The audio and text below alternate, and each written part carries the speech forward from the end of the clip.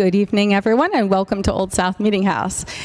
My name is Erica Lindemood. I'm the Education Director here at the Meeting House, and I'm very pleased to welcome you this evening to the second lecture in a three-part series titled Exploring the Stamp Act, Hangings in Effigy, Crowd Actions, and Funerals for Liberty. And now I'm pleased to welcome Patrick Leahy, Research Director at the Paul Revere House, who will provide some more background information about the series and introduce tonight's speaker. Our speaker tonight is Robert Allison, who's professor and chair of the Department of History at Suffolk University. Bob received his BA from Harvard University Extension and his MA and PhD from Harvard University. His books include The American Revolution, A Concise History, Stephen Decatur, American Naval Hero, A Short History of Boston, and The Crescent Obscured, The United States and the Muslim World, 1776 to 1815, which I think would be especially of relevance today. Well, thank you, Patrick, and thank you, Erica, and thank you all for coming to talk a little bit about the Stamp Act. I'll tell you a little bit about what the Stamp Act attempted to do, what it didn't attempt to do, and why it caused so much trouble in 1765.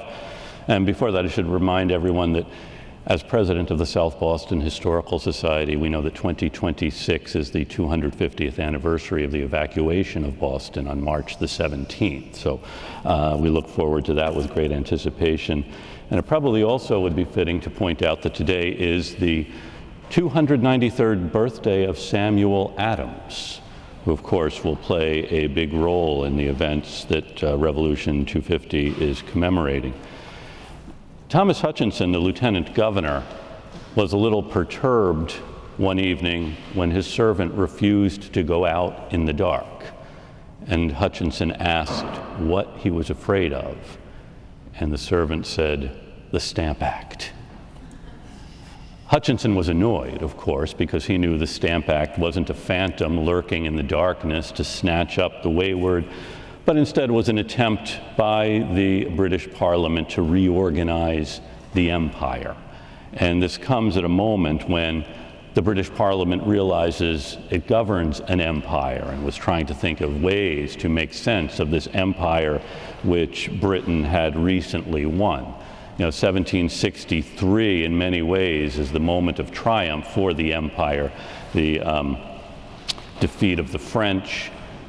The treaty is signed in Paris, by which France gives up her American empire to the British, and the British never look back from this moment. And yet at this moment of triumph also we know as Americans that this ensues a period of turmoil that will result in the independence of these American colonies. And any given day, I suppose you can venture out and hear, I know, is anyone here a tour guide? Okay, a couple of people are. Actually, these gentlemen I know are the not ones who will repeat the shorthand description of the Stamp Act, an attempt by the British Parliament to pay off Britain's debt by taxing the Americans, which is of course not the case. You know, Britain emerged from this war triumphant, but as we know from our own experience, wars are tremendously expensive undertakings. And Britain in 1763 had a debt of about 122 million pounds, which in today's currency would be about 8 billion pounds.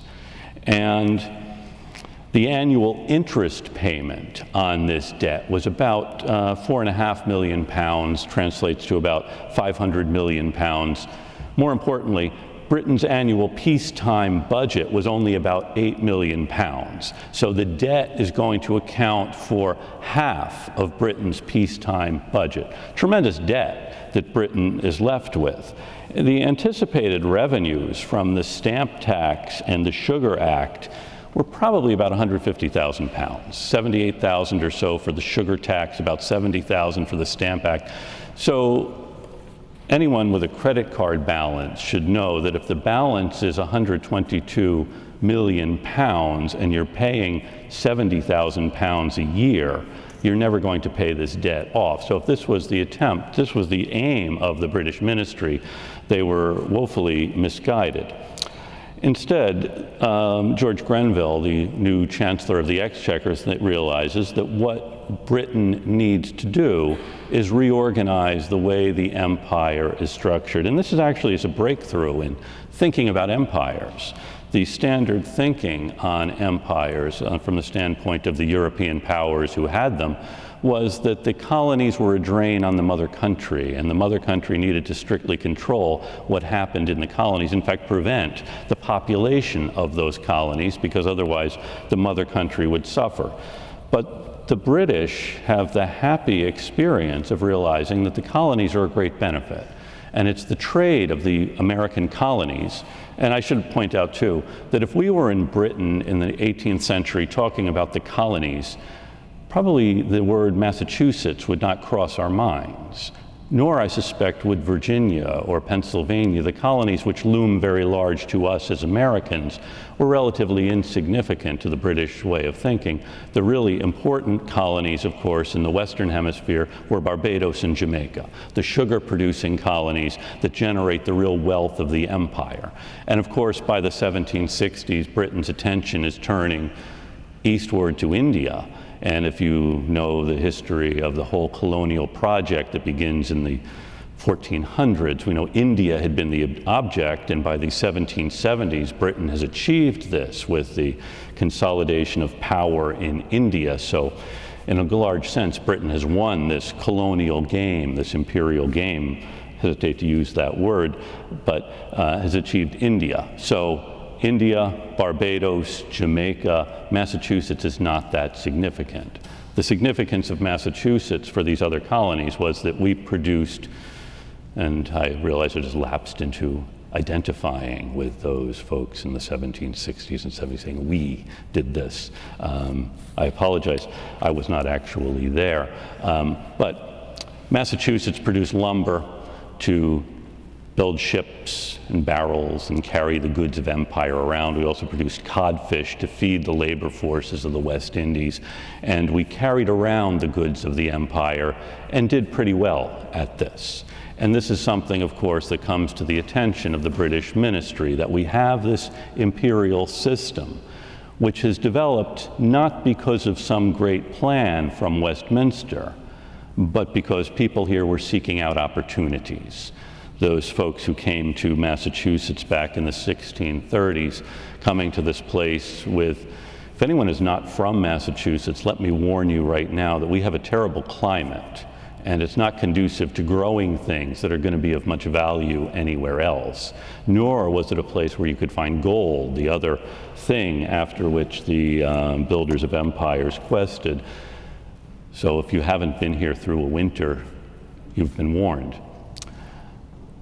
So we look for other things to do, producing lumber, building ships, sending out the sons of these large Puritan families as sailors, carting the goods of empire around, in fact, manufacturing, turning sugar into into rum, and into actually the first candy factory in America, I'm told, opened in 1768 in Dorchester, doing other things with the goods produced elsewhere. So that's the importance of Massachusetts, and in the great scheme of things, of course, it's not that significant. I don't mean to make us hang our heads now, and we are in a Puritan house of worship, so thinking about our own insignificance is not inappropriate in this particular place. What Lord Grenville wanted to do was make the empire work for the empire, realizing that with the end of the war, Britain had too many men coming back from the war with too few jobs, and Britain's population faced a dire problem of unemployment. The people of England and the British, Britain, England, Scotland, Wales already were pretty highly taxed, in fact more highly taxed than people in America. And during this period, when England had a surplus population, about 500,000 of them came to North America. So in fact, there's a tremendous population increase in North America at the same time as there's kind of a dire situation in England.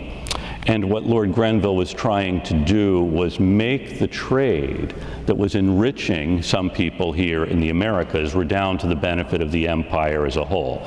So first was the Sugar Act in 1764, which was going to reduce the tariff on sugar from 6 pence a gallon to 3 pence a gallon.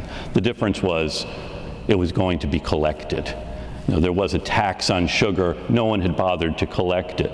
In fact, over the previous 30 years, every year, the customs collected in North America brought about 2,000 pounds into the British Exchequer. And every year, it cost the British Exchequer about 7,000 pounds to collect that tax. It was an interesting system whereby you would be appointed a customs collector and you would designate someone to go as your agent. You would stay in England collecting the fees, and this person would come to America, make friends, and engage in trade, which is really where the money was to be made, not in inspecting cargoes. Lord Grenville is going to change this, creating a customs apparatus with courts that will try cases, try ships being brought in, admiralty courts to hear these disputes.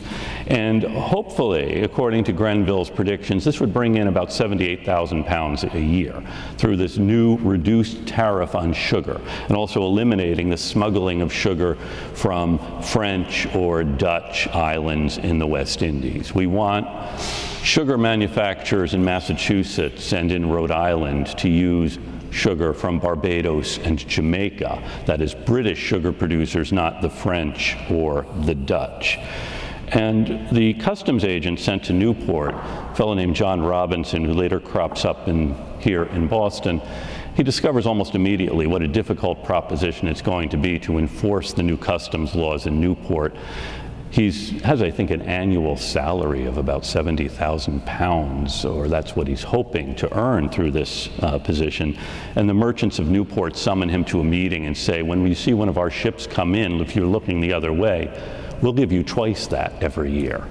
It's quite an extraordinary bribe they offer Mr. Robinson, and periodically I'll ask my students what they would do, and I'm always shocked at how many of them said, oh, that sounds like a great offer. Robinson was offended that anyone would think to bribe one of His Majesty's agents who's sent here to do his duty. So he refuses the bribe. He does not look the other way, but then he discovers when he does bring a cargo, he does attempt to seize a ship, he can't find anyone else to do it.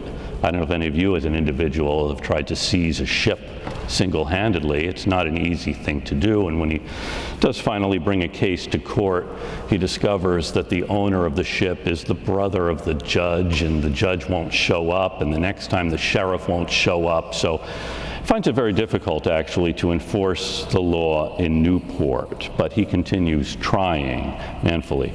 Maybe at some point we should try to resurrect John Robinson and other agents of the Crown who come here attempting to do their duty and are snubbed and ridiculed and eventually ridden out of town. Anyway, at the time Grenville proposed and Parliament passed the Sugar Act, Grenville had a list of other proposals, and one was a Stamp Act, which he thought might be needed at some point unless the colonies figured out a way to raise a revenue on their own. He kind of left that as an open door. If these colonies figure out a way to raise a revenue on their own, we won't have to do this. He didn't actually inform the colonies directly of this, try to raise a revenue, and we won't have to impose a Stamp Act. But after some months of the Sugar Act having been passed, Grenville goes back to Parliament to propose a Stamp Act, a stamp tax. Does everyone know what a stamp tax is? Some of you are nodding, others of you are looking stunned. At the beginning, I said it was something to be afraid of if you went out after dark. The Sugar Act, tax on sugar. If you're a sugar merchant, this means it's going to affect you directly. Not all of us are sugar merchants. The sugar merchants typically were called nabobs, and they often had a connection with the West Indian grandees. A stamp tax is different. This is a tax on all paper, all legal proceedings. It's an excise tax, a tax on something that already exists which you may have. Now, you can only buy paper that has been stamped. Newspapers have to be printed on stamped paper. Tax is the stamped paper that has paid this revenue, and you know it's paid the revenue because there is a stamp on it. Newspapers, magazines, playing cards, college diplomas, marriage licenses, customs receipts, every legal proceeding, every legal transaction is going to be taxed. And this is going to affect just about everyone. If you own a newspaper, if you have a newspaper, you've paid a tax on it. These kinds of taxes still exist. If anyone here is a smoker, you have seen a revenue stamp. Does anyone have a pack of cigarettes? I'd like to show those who've never seen a revenue stamp. People become really cautious. This isn't Cambridge. I think you are actually allowed to show a pack of cigarettes publicly. If that's too embarrassing for you, if you have a bottle of whiskey, you can see a revenue stamp. But in general, Americans don't like excise taxes, and it's partly because of this experience of 1765. In fact, in 1788, in one of his essays encouraging the adoption of the Constitution, Alexander Hamilton addressed this question quite squarely, because the Constitution gives Congress the power to lay and collect taxes, as I know we all are aware. And there was opposition to this because there wouldn't be a limit to Congress's power, and some opponents of the Constitution even suggested that the Congress could levy an excise tax. And all you needed to do was mention excise tax in the 18th century, and people would know immediately that this was not a slippery slope to tyranny, but actually an amusement park ride that is going to wind you up in the depths of tyranny. So Hamilton said, no, there won't be an excise tax for the simple reason it would be too unpopular. No Congress would dare to pass an excise tax. Of course, as Secretary of the Treasury, one of the first things Secretary Hamilton did was propose an excise tax, but that's, I suppose, a story for another day. So Americans resisted the idea of an excise tax because going back into English history, they knew where this led. In the 1690s, there's a whole spate of essays about the danger of an excise tax, and an excise tax always went hand in hand with another evil, whose evil is even more clear, whose direction toward tyranny is even more clear, and that's a standing army. King James II had imposed an excise tax for the purpose of supporting the standing army he was going to use to suppress the liberty of the British people. And this was a staple in the rhetoric of the radical Whigs of the early 18th century. Excise tax equals standing army equals tyranny. So when Lord Grenville proposed this excise tax, many Americans, including some who would have come into this building, knew that the next step was going to be the imposition of tyranny.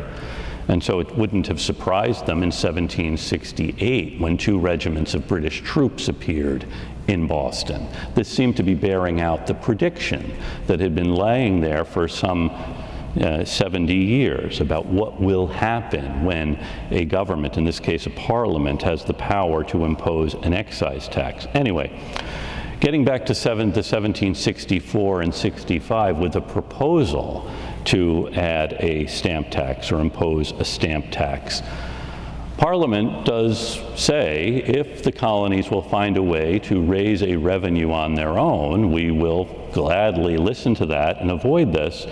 And Parliament did not actively solicit ideas from the colonial assemblies about the raising of a revenue.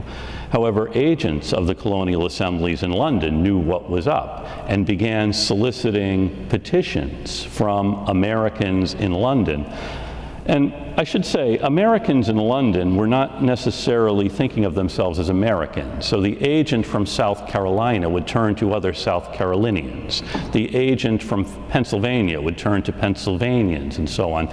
They weren't actually communicating among themselves about this problem, nor did Parliament want them to, as all communication between and among the colonies would go by way of London. So the agents solicit petitions about the danger of a stamp tax, why they would oppose a stamp tax, why it was unnecessary, and Parliament ignored them. Parliament would not receive these petitions. This actually is part of the problem with Parliament not listening to what the Americans were saying. At the moment, Parliament is trying to redefine the empire and make more sense of the empire. It wasn't so much the stamp tax itself, which was not going to be that onerous. Probably most of us could afford to pay a few more shillings for a newspaper. The problem was this was being imposed without their, not only without their consent, but against their wishes by a body which pretended to govern them because, according to the parliamentary theory, all Americans were represented in Parliament by virtue of the fact that Parliament represented the entire empire.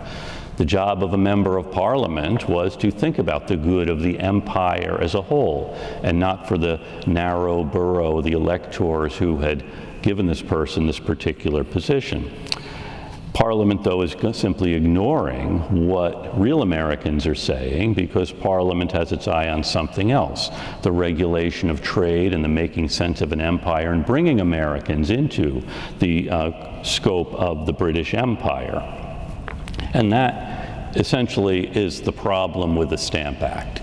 It's not a problem that these Americans suddenly are overtaxed. The problem is these Americans now are being governed by a body over which they have not only no control, but no voice. And that's the problem. It's a philosophical problem, a theoretical problem, or an ideological problem, as opposed to an economic problem suddenly being launched. And the debate of 1764 and 65 is going to open up a debate that's going to resound for the next 10 years and even beyond.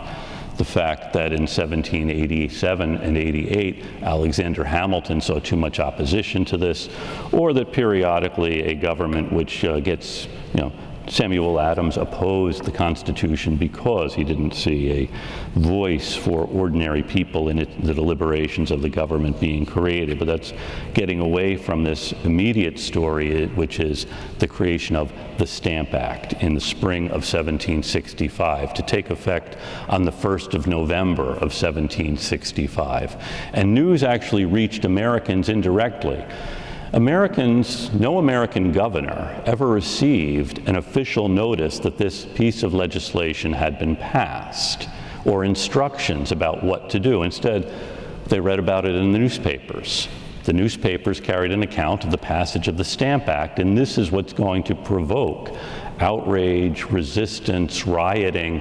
Here in Boston on August the 14th, Andrew Oliver was hanged in effigy from a tree down at Boston Neck, and then his warehouse was demolished that same night. And 2 weeks later, Thomas Hutchinson's home in the North End was demolished. And a bonfire from Oliver's warehouse burned on Fort Hill. And actually, Governor Francis Bernard could see this burning from his refuge on Castle Island. Bernard had more sense than to hang around in Boston when mobs are out attacking other Crown officials.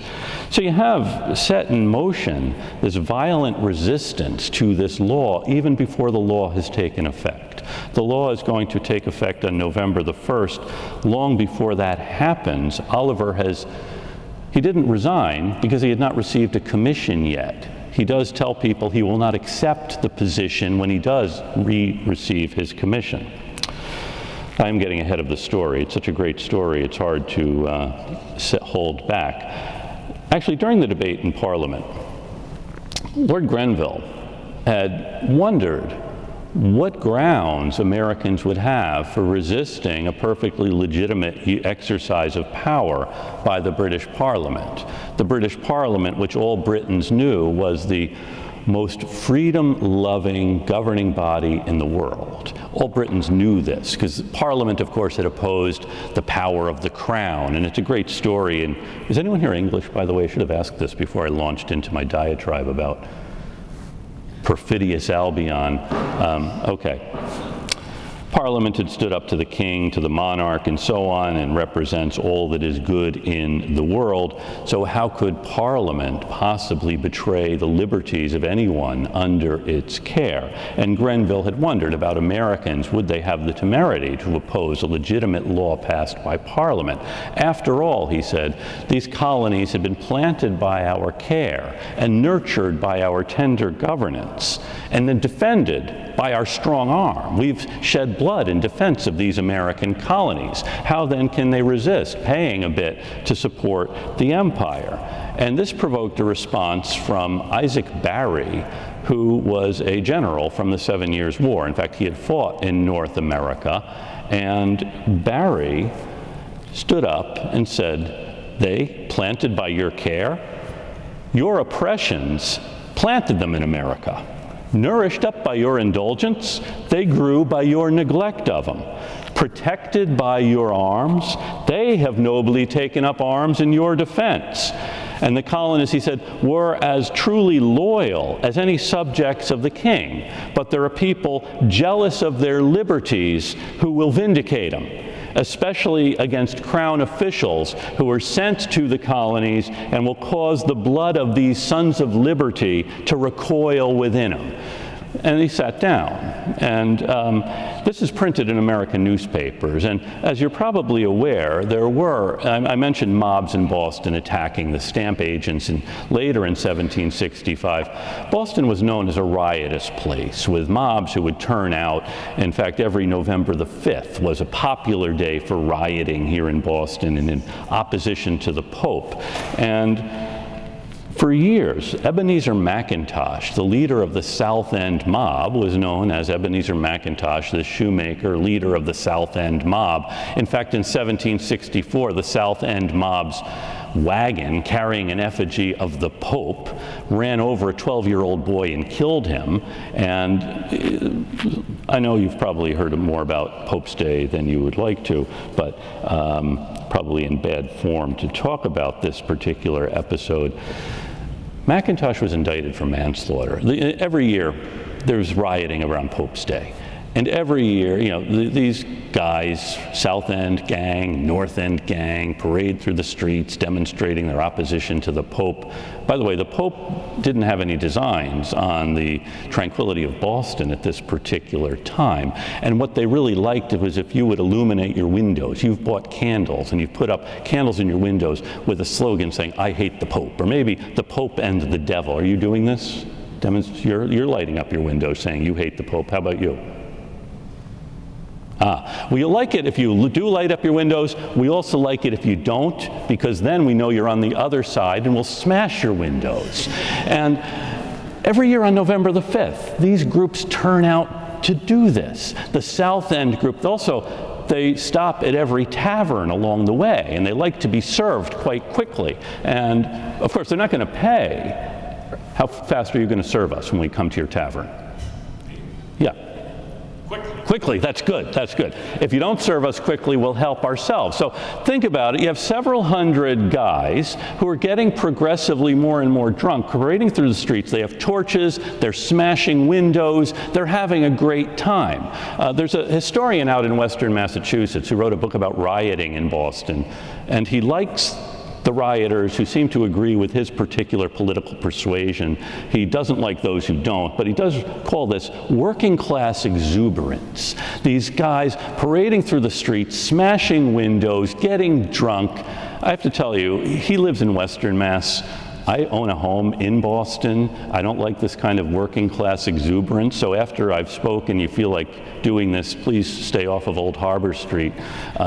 So anyway, we have these two processions, one from the South End, one from the North End, attacking the Pope and agents of the Pope.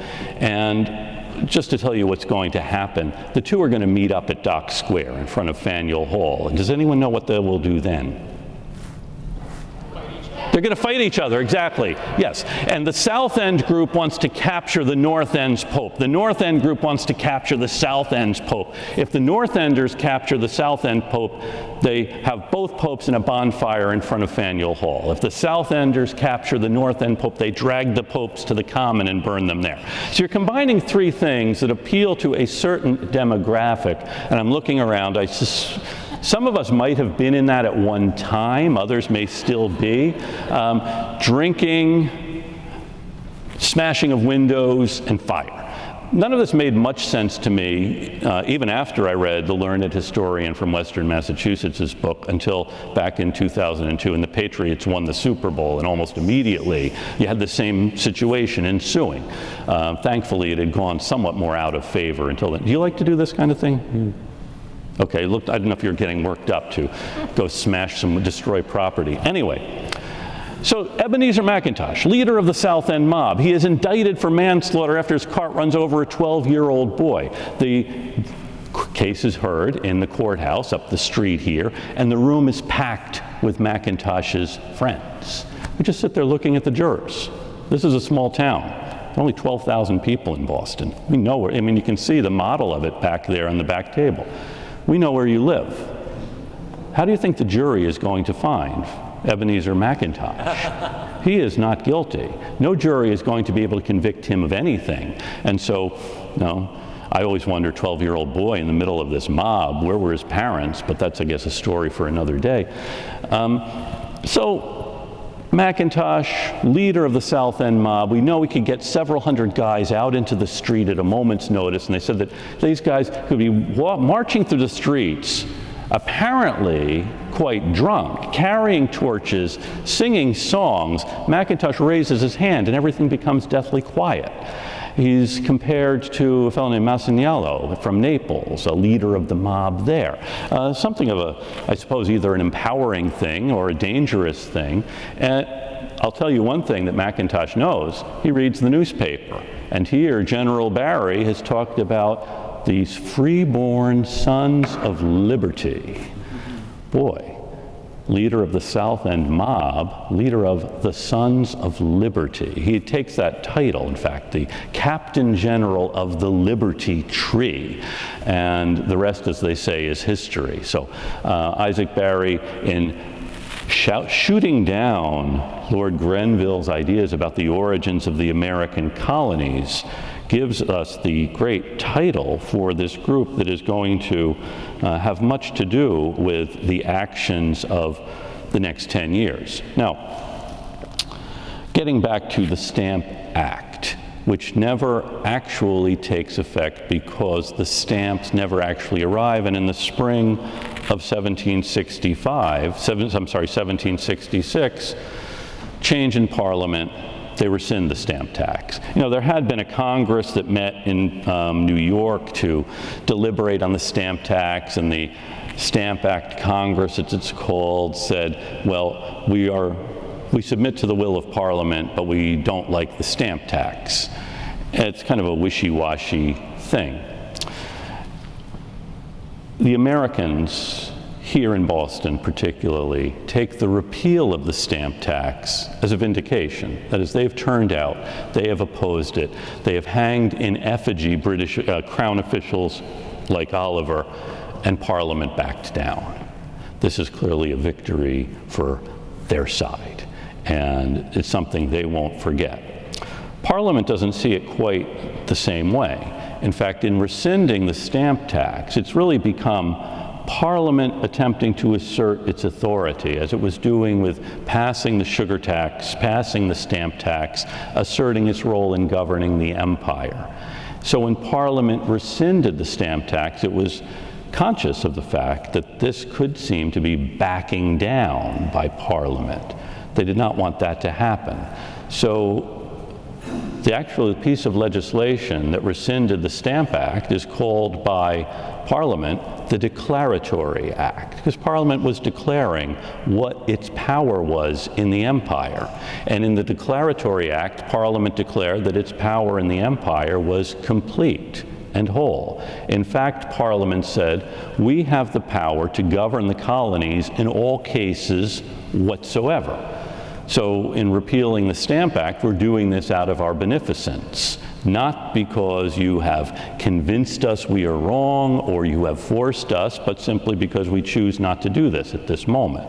So Parliament rescinds the Stamp Act, but passes the Declaratory Act, which Benjamin Franklin says is a wise piece of legislation only if no one ever tries to enforce it. And it will be when Parliament attempts to enforce it, this idea that Parliament governs, we will reopen this debate about the limits of parliamentary power versus the power that Americans now felt that they had in their assemblies, in their towns, a power they were not going to concede easily. And this big problem, who governs here? Will it be Parliament? Will it be these colonial assemblies? Or will it be these people like Macintosh in the streets? Ultimately, though it is a philosophical problem about where does power lie, who has power, is a question that's only going to be resolved not through debates in halls like this one, but on battlefields throughout the 13 colonies. Thank you.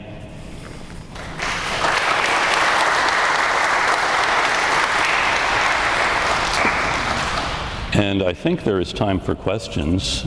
Thanks. I just wanted to ask, do we know who the collector of customs was here in Boston at that time? And the reason I'm asking that is I'm just curious if it was Charles Henry Franklin.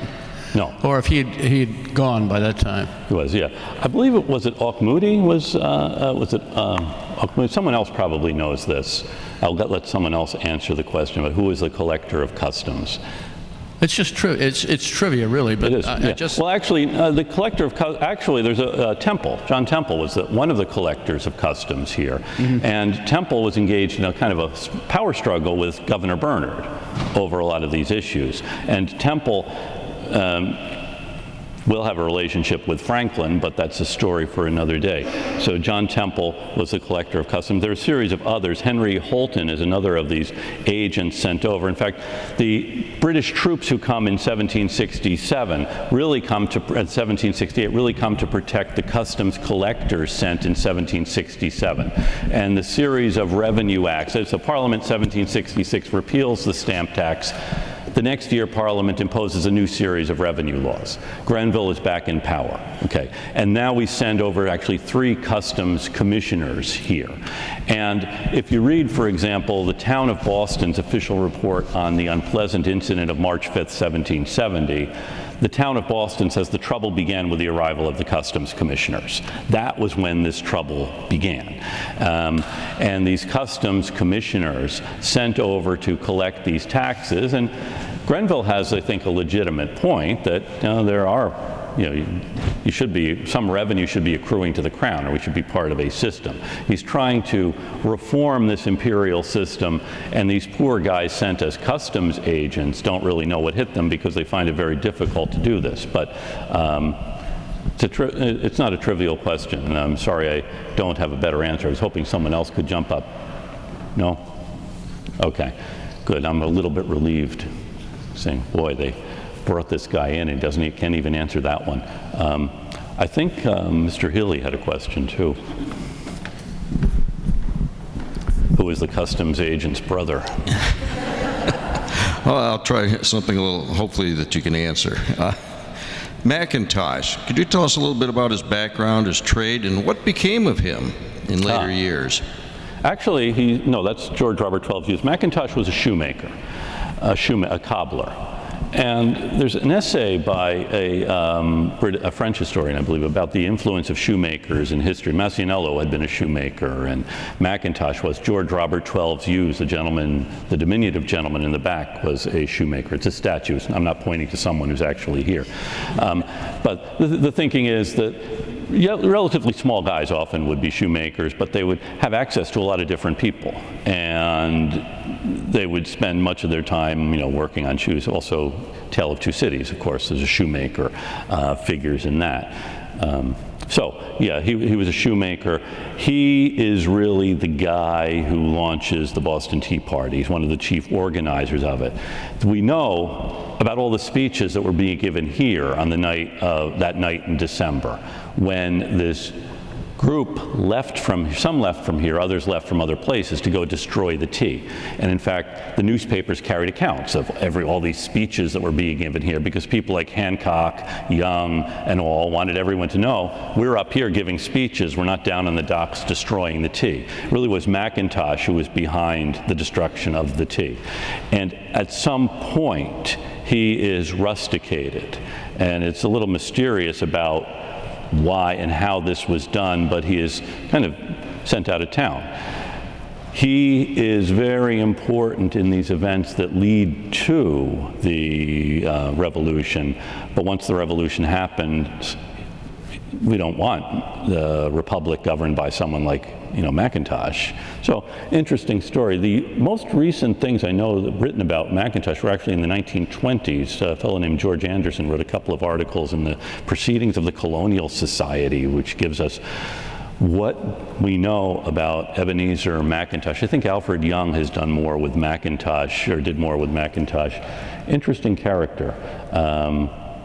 Someone probably worth studying more. He felt somewhat embittered because he was kicked out of town when he had this great role. And it's somewhat difficult to trace whether he was operating at the instigation of people like Samuel Adams and John Hancock, or whether they were bowing to pressure from Macintosh. Here's a guy who can get a couple hundred people out into the streets.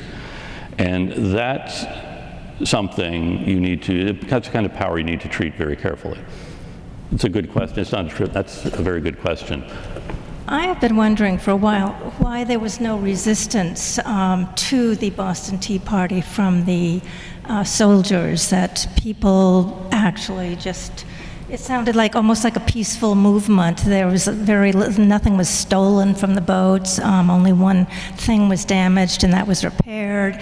Yeah. Why is it that what were the police? Yeah, the soldiers doing at that time when the party was taking place? That's a very good question about why wasn't there resistance to the Tea Party, and it's exactly the kind of question that keeps historians in business, because we don't really know. We know that one of the descriptions we have of what was happening was from Admiral Montague, who's on his warship watching us. That's how we know it was peaceful. Now, part of it, I suspect, is that, and again, I know there are other historians here who may have their own opinion on this or own explanation of it. They didn't want to provoke violence, and they're destroying tea, which we know is ultimately going to have repercussions. But if we stop them, what then? And similar, why don't we clamp down on Pope's Day? Because the thinking in Boston always was, okay, most days of the year, these guys are law-abiding citizens who work hard, let them blow off a little steam. In this case, they're destroying the tea, they're not destroying anything else. In fact, they make a point. This is all we're destroying, why they repair the lock that's broken on one of the ships. They carefully unload one of the ships where the cargo is stored on top of the tea. And the ships are all owned by Americans who don't want their ships damaged. So one reason Governor Hutchinson says he won't let the ship sail is because he thinks the British fleet will stop them at Castle Island and damage them. Probably, we don't know, would they have or not. I suspect it's because they don't want to provoke more violence. And right now it's the destruction of property that belongs to someone else. And think about how many sailors there were. This is always the problem. How many soldiers and sailors are there? Actually, in the weeks before the rioting over the stamp tax, General Gage, who was in New York, offered Governor Bernard 100 soldiers if he needed them. He would send 100 soldiers up from New York. Bernard turned it down because he knew 100 soldiers wouldn't be able to do anything against the mob in Boston. again, you show you won't do anything about the mob in Boston. The mob is going to become more empowered. It's a very good question, and I think I've given a long answer which just says that I really don't know the answer. So, but yeah, that's one of the great puzzles. Why not? And it makes you think, well, what would you do if you were Admiral Montague?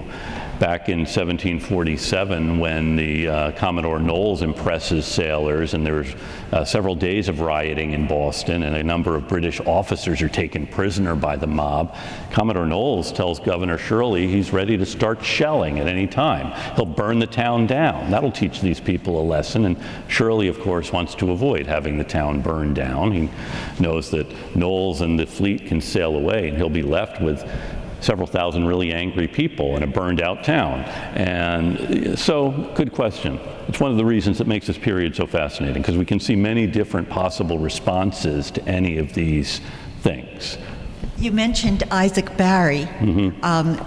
What made him so sympathetic to the colonials? That's a good question. There are a surprising number of members of Parliament who are sympathetic to Americans. Barry had fought in America. I think it wasn't so much that Barry was sympathetic to the colonists as he really didn't like Grenville. It's a political thing. You know, there are different political parties in England, and Grenville is a Tory, Barry is a Whig. And in fact, in 1774, you probably know there was a parliamentary election in England, and the thinking was that if the Whigs won, they would reverse North's policies. This is actually why Josiah Quincy was off in England, talking to the English opposition and others. They don't win these elections, but among the members of Parliament who were elected saying they think the ministry's policies are provoking war in America are William Howe, the general, and Lord Cornwallis. They're against this American war that they think the ministry is trying to provoke. Of course, as military officers, it will be their duty to fight the war. But yeah, no, there is sympathy. It might not be so much sympathy to the Americans as it will be opposition to the Whigs. However, I should point out, Boston changes the names of a lot of streets during the Revolution. So King Street becomes State Street and so on. Only one town, to my knowledge, changes its name, and that was the town of Hutchinson. Hutchinson, of course, was the great loser of the American Revolution, and after Bernard leaves, he becomes the focus of antipathy. The town of Hutchinson is now known as Barry. Was the Stamp Act applied to any other parts of the British Empire besides America? No, it is just North America, the North American colonies particularly. It's another good question. Okay. Why not Barbados and Jamaica? Probably because the guys who ran Barbados and Jamaica lived in England. I mean, it was really absentee planters and the sugar interest in Jamaica and Barbados. And here you did have much more commerce going on involving paper. Not a lot of attention has been given to the supporters of America in Britain. I certainly read a lot about the loyalists here, but I just don't hear about the supporters in Britain. Now, it's not just in Parliament, but it's also in the countryside. Yes. At what point does that begin to really, does that shift begin during the Stamp Act? Do British citizens in the UK begin sympathizing with us at that point, or is it later on? I think that's a very good question about support for Americans in Britain. And one big piece of this, too, is that the Americans here who were in opposition to the policies of Grenville were united with people in Britain who were opposed to Grenville's policies. You know, think about, John Wilkes, the great English radical. And if you see the Paul Revere Bowl, you'll see number 45 is on it. Number 45, that was an 45th issue of Wilkes's North Britain, which was suppressed by the British government, and the George's Field riots and other things. So Wilkes is a hero here, which is why, of course, in Pennsylvania, there is a city named Wilkes-Barre, named for both of these figures. And I suspect that the support of English radicals and support of Americans for English Whigs really is eclipsed at about the same time, when the war begins.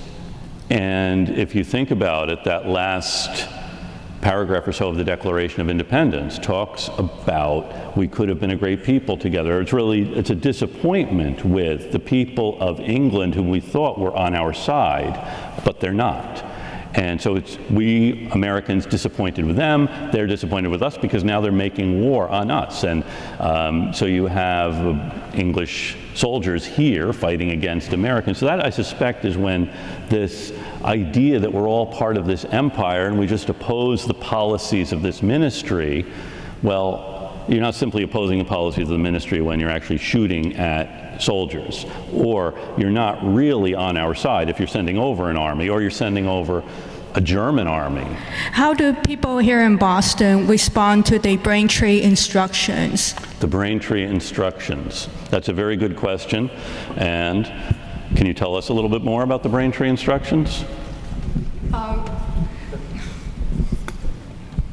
It was written by John Adams, basically responding to what the British Parliament did on the Stamp Act. And the very famous line that he said was that we never can be slaves. Good. It's important, and I'm glad you asked the question, because here in Boston, sometimes we take a parochial view of this, when in fact there was opposition to this in most of the towns in Massachusetts, and towns felt empowered to respond, as Braintree did, and later on, as other towns would. This is actually a great subject for further discussion, looking at how opposition or how political influence comes from other parts of the colony. In Boston, in some cases, a town like Braintree or other towns would see, Boston has this mob, but it also is a home of merchants like the Hutchinsons, the Olivers, these others, who simply want to support the way of the British Crown, or the Parliament's attempts to reform the empire. It's really when you get into the towns that you see this fierce opposition to this. And it cuts a couple of different ways. Officials like Hutchinson will believe that the problem really is in Boston. The people in the hinterland want to remain loyal. But, the Braintree instructions from other towns indicate that that's not the case. And this is actually one of the great turning points in how all of this will flesh out over the next 10 years.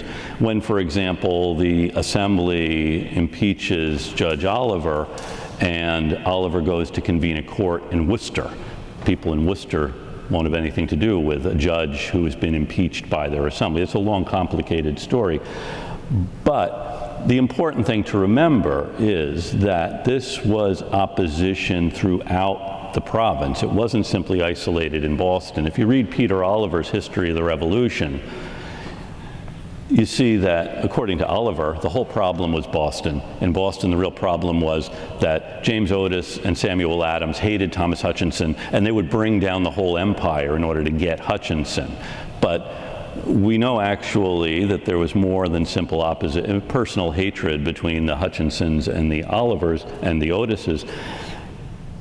It was something that would provoke a town like Braintree or other towns. So one of my favorite anecdotes about why the revolution happened involves a historian in the 1840s or so talking to a veteran, a man who had answered the Lexington alarm. And he asks him, "Why did you go?" And he says, "Was it the Stamp Act?" The guy says, "I don't think the stamps were ever unloaded." "Well, was it the Tea Act?" He says, "Well, I never drank tea." "Was it the Intolerable Acts?" He's never heard of them. "Well, what was it?" And he said, "We always governed ourselves. They meant that we wouldn't. We couldn't let them do that." And we see this in this response to the Stamp Act. This is the British Parliament telling people in Braintree, in Boston, in Ashby, in Dorchester, that they can't govern themselves anymore. And they will not allow that to happen. So today, if something like that were to happen, it would be instant. Everyone in the whole wide world would know that there was opposition. So I'm wondering if you can talk a little bit about time frame and communications methods to letting people know what was happening during this time. That's a very good question, because first, you're right. And one thing we can see happening over the next 8 years from 1765 is actually the building a communications network, because there really wasn't one at this moment. So all communication between the colonies, as I said, would go by way of London. They didn't have any way of sending a message to New York. And it's actually only in 1772 and 3 that Samuel Adams creates the committees of correspondence from the town meeting in Boston to communicate with the other towns in Massachusetts and setting up this communications network. 1765, there really isn't one. And so, as an example, the act is passed in the spring of 1765. It's supposed to take effect on November the 1st. No one here gets official word of it. They do know about it from reading newspapers. And another episode in this, which I didn't mention, was in Virginia, the House of Burgesses meets in the early summer, and at the very end of their session, in fact, only about 40 members are still there. There are 110 members of the Assembly, of the House of Burgesses. Only 40 are still there when Patrick Henry gets up to talk about these resolutions opposing the Stamp Act. The first printed account of Henry's, of the Virginia resolutions is in Newport. We don't know how this news got to Newport, but it's printed there, and then the other newspapers that cover it, it's from Newport. And the whole account of Henry's great speech, which I won't share with you right now, it's, how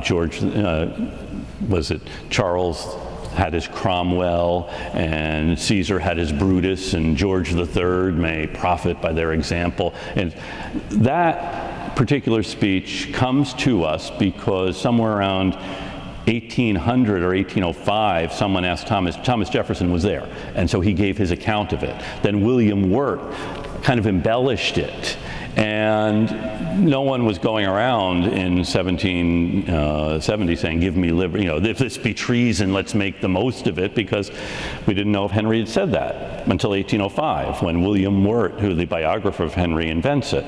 So communication wasn't instantaneous, and a lot depends on getting the word somewhere quickly, which is why actually in 1770, having learned from experience, the town takes care that its story of the massacre gets to London first.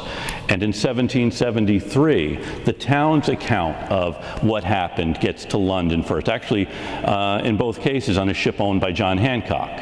And it's why they hire Paul Revere to carry messages, because they want to make sure people know. From the standpoint of the British Crown, there's no reason for Massachusetts to have any official communication with Connecticut, Rhode Island, let alone Georgia or Virginia. But people like Henry and like Samuel Adams see the real importance of having a communications network. And so they're not sitting home waiting for someone to tweet this. Had they had Twitter, yeah, they would have used this. They use every communication means at their disposal to get this story out and to spread the word. And part of it is from the lessons they learned in 1765, when November 1st comes and we don't even know if this law is taking effect or not, and we don't even have any stamps to sell. So it's I suppose this would be a good seminar for another day on how this spurs better communication, because we don't have any reason to communicate quickly when nothing is going on. Thank you very much, Bob, for a really interesting presentation.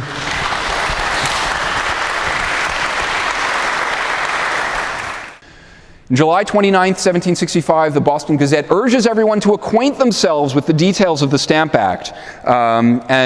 Soon in the newspaper you start to see stories like 22 Marblehead couples getting married all on a single day in order to avoid having their marriage licenses taxed under the Stamp Act.